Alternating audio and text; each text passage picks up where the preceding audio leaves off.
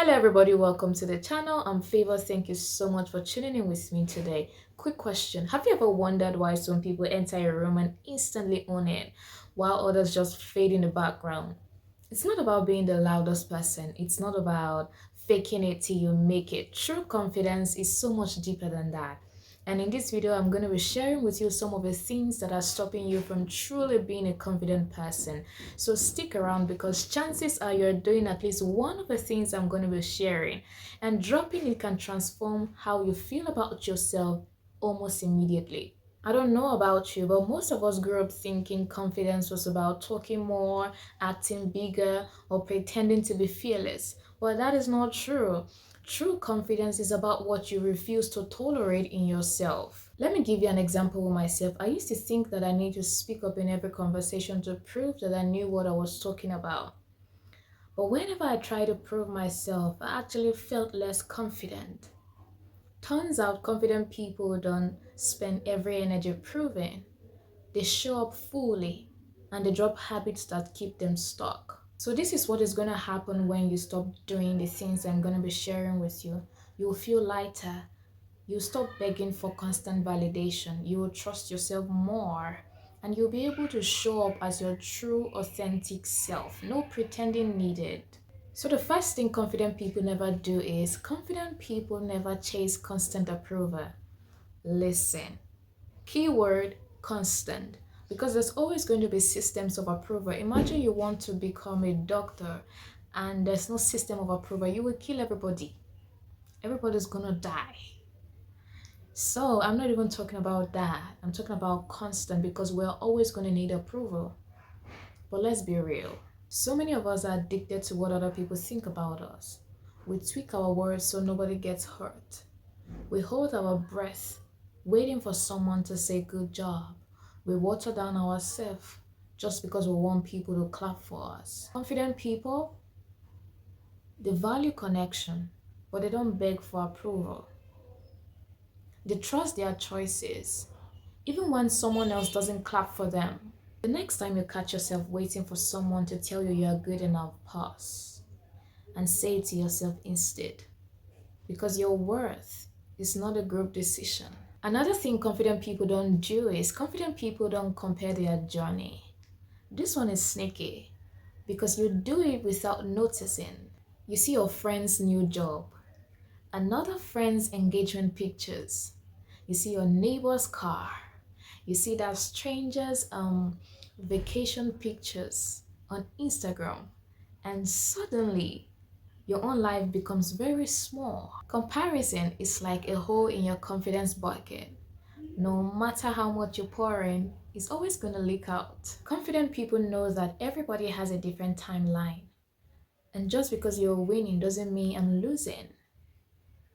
So the next time you catch yourself in the headspace of comparing, flip the script. I'm on my own path. I'm on my own journey. And it's okay if it looks different. And then you move. Another thing confident people don't do is confident people never apologize for their boundaries. This one changed my life. When you have a shaky self-worth, you feel guilty for taking up space. You feel guilty for even breathing. You say yes when you want to say no. You stay silent when you want to speak up. You stretch yourself thin because you don't want to disappoint anyone. But confident people know that you teach people how to treat you, and you do that by honoring your boundary. You say no kindly but firmly. And if saying no feels hard, start small, because I know a lot of people who can't say no. They just cannot say no to anyone or anything. And that has landed them in so much trouble that could have been avoided. So the next time that friend who calls you for nothing good comes to you again, tell her or tell him, I'm not available for that, but thank you so much for thinking about me. That sounds kind, but firm. The message is still passed. So try it.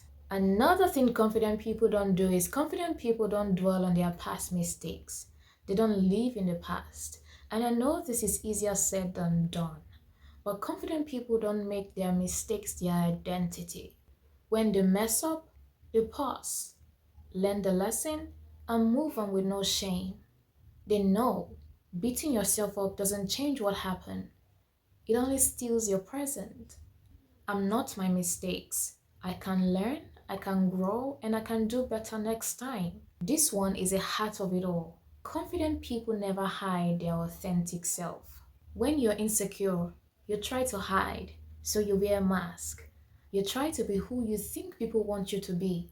Small, agreeable, small mind, shallow minded, non threatening.